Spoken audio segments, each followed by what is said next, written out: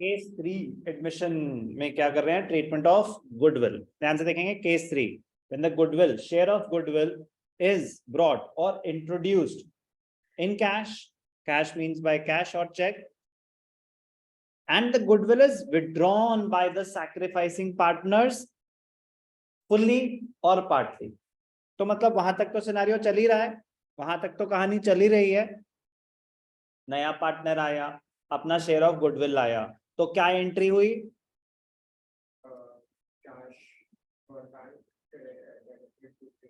Correct answer, cash account debited और bank account debited to premium for goodwill. वो अपना share लाया, पहली एंट्री। दूसरी एंट्री क्या होती है?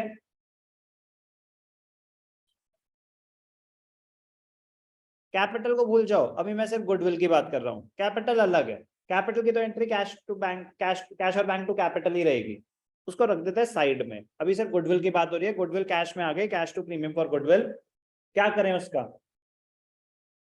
गुड, वो डिस्ट्रीब्यूट होगी, विड्रॉ हो रही है या नहीं हो रही, इन दोनों को एंट्रीज का उससे कोई लेना देना नहीं है। ये दोनों एंट्रीज तो पास होंगी होंगी अगर गुडविल कैश में आई है तो सेकेंड एंट्री क्या होगी? Premium for goodwill to partners. कौन से partners?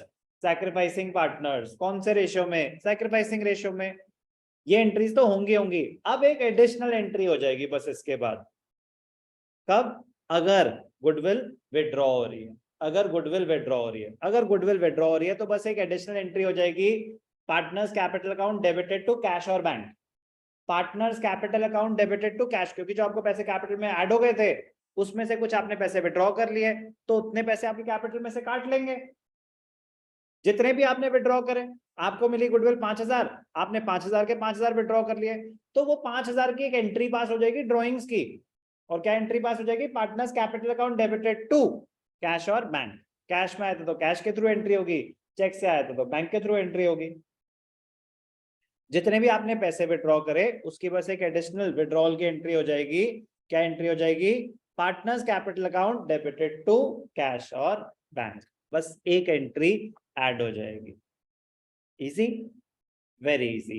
You just have to be careful. Question को रीड करके आपको पता चलेगा कि गुडविल विड्रॉ हुई कि नहीं हुई। लैंग्वेज लिखी होगी, half of the goodwill is withdrawn by the partners, तो हाफ अमाउंट से ये एंट्री पास हो जाएगी। सिर्फ लिखा है goodwill was withdrawn by the partners, तो जितना भी उनका शेयर ऑफ गुडविल था उससे ये एंट्री पास हो जाएगी। इजी है, इजी रहने देना। क्लियर? तो गुडविल अगर विड्रॉ हो रही है तो partners capital account debited to cash और बैंक। मुझे इसकी रीजनिंग की जरूरत है कि कैपिटल डेबिट क्यों हो रहा है? Because it leads to reduction in capital, it is drawings only. Cash और बैंक कम क्यों हो रहा है? क्योंकि पैसे घर ले जा रहे हैं ये पैसे, तो बिजनेस का कैश और बैंक बैलेंस कम हो जाएगा। कोई डाउट? कैपिटल रिड्यूस हो गई और bank balance, cash balance reduce हो गया बिजनेस एंटिटी का। Clear? Easy. If the goodwill is withdrawn, if the capitals are fixed, if the capitals are fixed, तो ये एंट्री किसके थ्रू होगी? करंट अकाउंट के थ्रू होगी। ये इम्प्लाइड है, ये इम्प्लाइड है। बार बार उनके भी बताने की जरूरत नहीं है, वो भी कभी बताएंगे कभी नहीं बताएंगे, बट मैं कह रहा हूँ वो इम्प्लाइड है। वो इम्प्लाइड है कि if the capitals are fixed, तो गुडविल, सर विड्रॉल की एंट्री तो कैपिटल अकाउंट के थ्रू होती है। अरे वो कैपिटल विड्रॉल होता है, कैपिटल विड्रॉ हो रही है, गुडविल विड्रॉ हो रही है, आपका शेयर ऑफ गुडविल विड्रॉ हो रहा है।